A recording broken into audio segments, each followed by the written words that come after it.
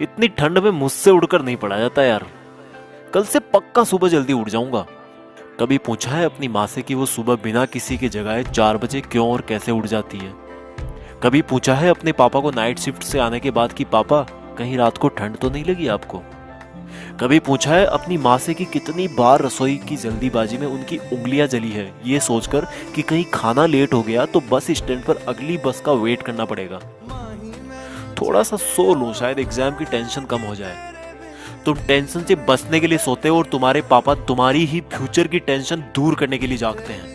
तुम किताब सामने रखकर ख्वाबों की दुनिया में खोए रहते हो। तुम्हारी मम्मी तुम्हें सामने बैठा देखकर अगली साल की स्कूल डिसाइड करने की टेंशन में रहती है। तुम्हारे दिमाग में वीकेंड पर दोस्तों के साथ घूमने की प्लानिंग चल रही होती है। वहीं तुम्हारे पापा के दिमाग में अगले मंथ की फीस की टेंशन चल रही होती है। अगली बार जब तुम्हारे पापा अपने जेब से तुम्हारी ट्यूशन फीस निकाल कर देना, तब पूछना कि उनके जेब में उनके खर्चे के लिए तो पैसे बच रहे हैं ना। किताब सामने होती है लेकिन तुम फ्यूचर और पास्ट की दुनिया में ही खोए रहते हो, क्योंकि तुम सिर्फ इसलिए पढ़ रहे हो क्योंकि तुम्हें हर कोई पढ़ने के लिए बोलता है, और बार बार पढ़ने के लिए सुनकर तुम बस पढ़ते जाते हो बिना ये सोचे कि तुम्हें आखिर पढ़ना क्यों है। क्यों पढ़ना है तुम्हें? कभी सोचा ही नहीं है तुमने इस बात का जवाब छोड़ो, क्वेश्चन भी नहीं आया होगा आपके दिमाग में। क्यों भाई, किससे बचने की कोशिश कर रहे हो और क्या सोच रहे हो? मम्मी पापा को धोखा दे रहे हो या दोस्तों को या टीचर्स को? भाई तुम ना बहुत ज्यादा भोले हो। तुम्हें अभी तक ये भी नहीं पता कि तुम किसी और को नहीं बल्कि खुद अपने आप को धोखा दे रहे हो।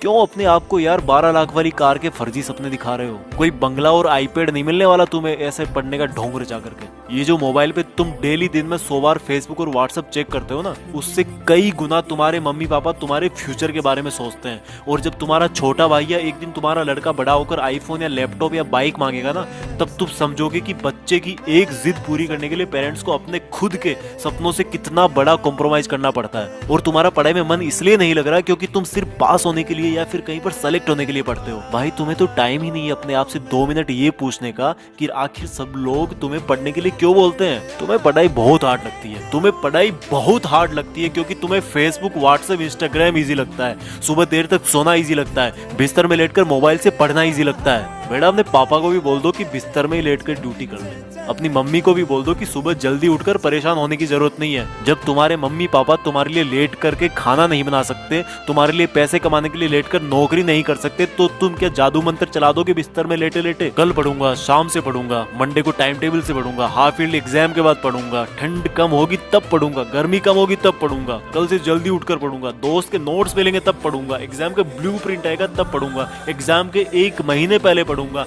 एग्जाम के 1 हफ्ते पहले इंपॉर्टेंट क्वेश्चंस पढ़ूंगा। पास होने से मुझे कोई रोक ही नहीं सकता। ओ भाई, तेरा ना तो कल आएगा, ना तेरा टाइम टेबल 2 दिन से ज्यादा चल पाएगा, और ना ही किसी दोस्त के नोट से तू टॉपर बन पाएगा। हाँ, सही सुना तूने, मैंने बोला टॉपर। एक बार और सुन ले, टॉपर। तू टॉपर बनने के लिए पैदा हुआ है। तू अपने पापा को नाइट ड्यूटी के चक्कर से आजाद करने के लिए पैदा हुआ है, खुद बिस्तर में लेटकर मोबाइल चलाने के लिए नहीं। और रुक एक बार, तूने कल क्या कहा था कि एग्जाम के 2 दिन पहले इंपॉर्टेंट क्वेश्चन पढ़ना काफी होगा तेरे लिए। अपने पापा को भी बोल दे कि वो भी तुम्हारी फीस चुकाने की लास्ट डेट से 2 दिन पहले ही काम पर जाएं। जब वो पूरा महीना काम करते हैं तुम्हारी फीस चुकाने के लिए, तो तुम सोच भी कैसे सकते हो कि मैं अभी सो लेता हूँ और 2 दिन पहले सिर्फ इंपॉर्टेंट क्वेश्चन पढ़कर पास हो जाऊंगा। बहुत हो गया यार, प्लीज अब तो खुद को धोखा देना बंद कर दे।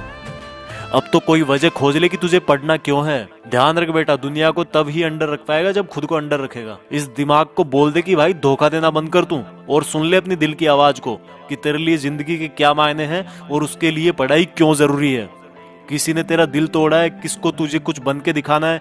बेटा भले ही नौकरी ना लगे और भले ही तुम नौकरी ना करना चाहो, लेकिन ये जो किताबों में जो नॉलेज भरा ना, जो अक्सर देख रहे हो तुम, ये तुम्हें जिंदगी में किसी ना किसी मोड़ पर किसी प्रॉब्लम से जरूर निकालेगा।